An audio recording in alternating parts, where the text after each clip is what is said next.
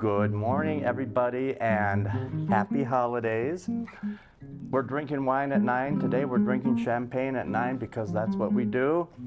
My name is Mats.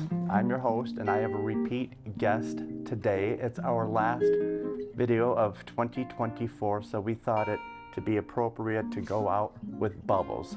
So Larry Galceran, who is wine and champagne expert ordinaire, is my guest today. You've seen him before, and today it is all about champagne, the end of the year, bringing in the new year, which reminds me, before we go on, our hours on New Year's Eve are 8 until 10, on New Year's Day, 8 to 8. So please come on down, be responsible, drink safely, and just enjoy yourself. So Larry, welcome back to the table. Thank you, Mats. We have a little charcuterie here, I see, with these amazing bubbles. So this is your last hurrah of the year, so take it away. All right, thanks, Mats. Thanks for having me. With New Year's, most people want to celebrate with bubbles, so we got a couple champagnes, and then we have a couple Prosecco or Italian sparkling. Technically, this one's not Prosecco, but we're going to compare and contrast, which I really love. So we got some fun bubbles for, more extravagant, and then for every day. So starting off with Charles Heidsieck. Charles Heidsieck started in 1851 in Reims, Champagne, one of the main districts in that Champagne region.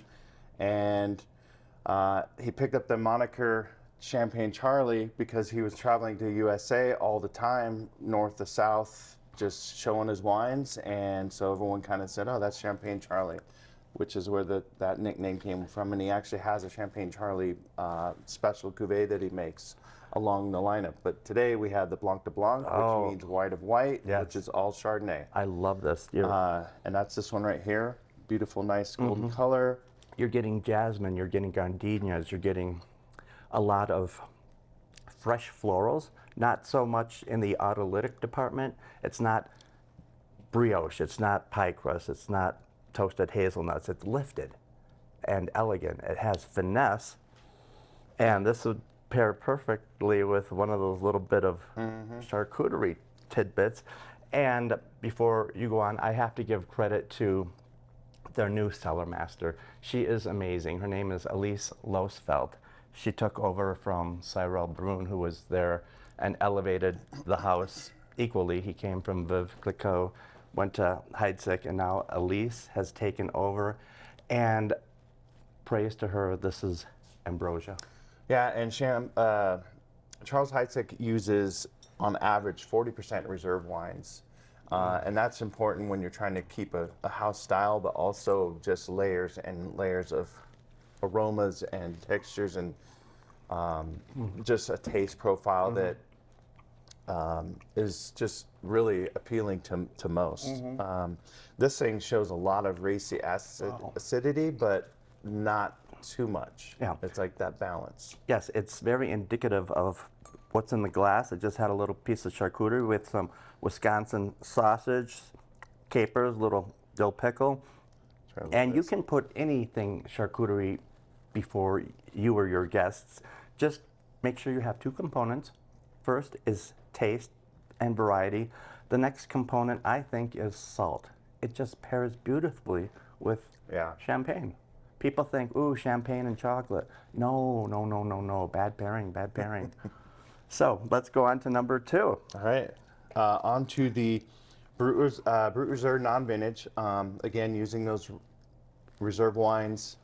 This is a blend of the 3 classic champagne grapes, Chardonnay like in the Blanc de Blanc, but also your reds, your Pinot Noir, and your Pinot Meunier, which most people now just say Meunier, but Meunier kind of gives it a little bit of balance. The Pinot Noir gives you obviously that color, as well as the Meunier. And it's another just beautiful, I mean, honestly, for for champagne, it's probably one of your best values, under $100. Easily. Which this is definitely under that, but it's such a great, it over-delivers by a mile. And Miss Sheila already has it on sale. It's dry, it's crisp, it's refreshing, it's celebratory. And keep in mind, it's not only for New Year's Eve or the upcoming Super Bowl or weddings, it's for every day. It's a hot Tuesday in July. Why not? You're having guests over for chicken piccata. Why not? It's what you want and how you present this beautiful bottle of champagne. Another great pairing with champagne or sparkling is fried chicken. It is And a potato match chips. made in heaven. Buttered popcorn. Yeah, Potato chips. yeah. Hold on. It's just gorgeous. I know I've gone on and on ad nauseum about charcuterie and potato chips and fried chicken, but experiment. Take my word for it. Take Larry's word for it, because it's such a beautiful classic pairing. And before we go on, it looks like we have a question from the audience. Go ahead. Not so much a question, more of a comment from Joel that champagne also goes well with sushi. Yes, Okay. definitely. It does. I'm not a sushi fan, but I love shrimp and I love raw oysters. So it's in the same dynamic. And thank you for It is a great typing in. pairing.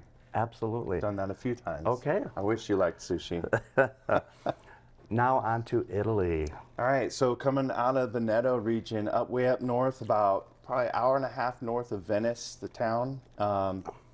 You have the hills where, and I always butcher this name, but Santa Margherita has their DOCG Valdobbiadene. Valdobbiadene. Close enough.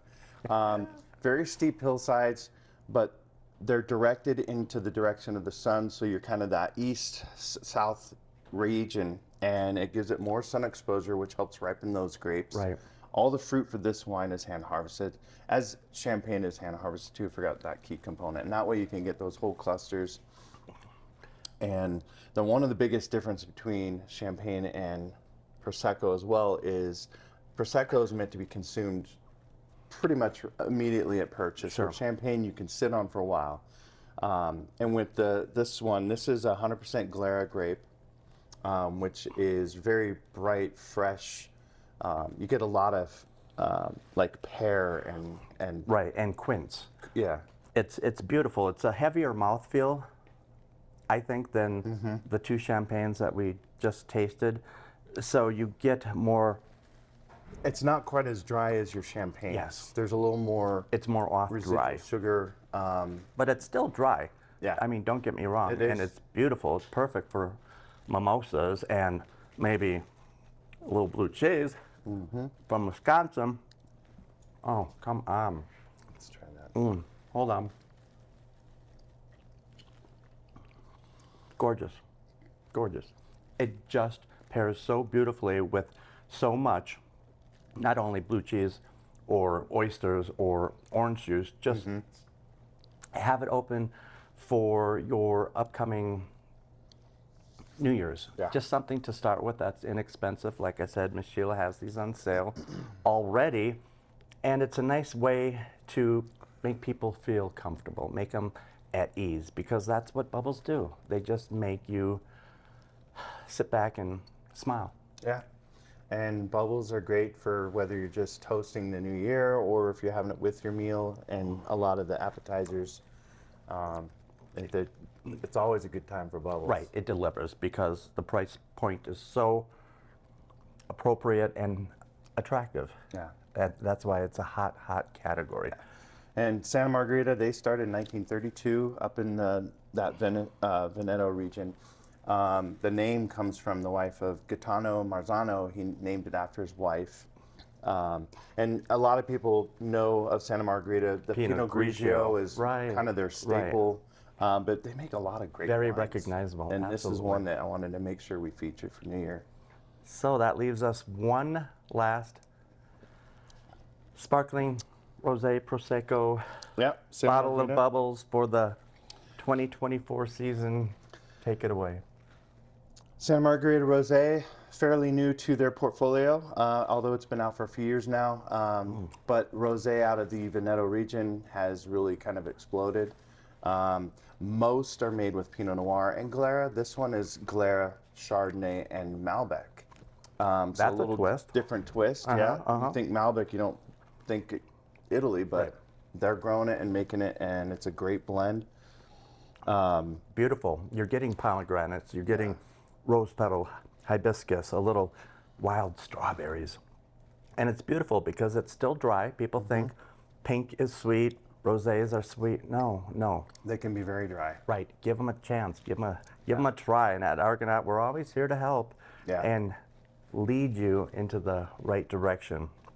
This is nice. And as usual, all of these, for those that like to know about ratings, Spectator, Enthusiast, Parker, you name it, they've all gotten at least a 90 or better from one or more sources. So, just showing that they make quality wines.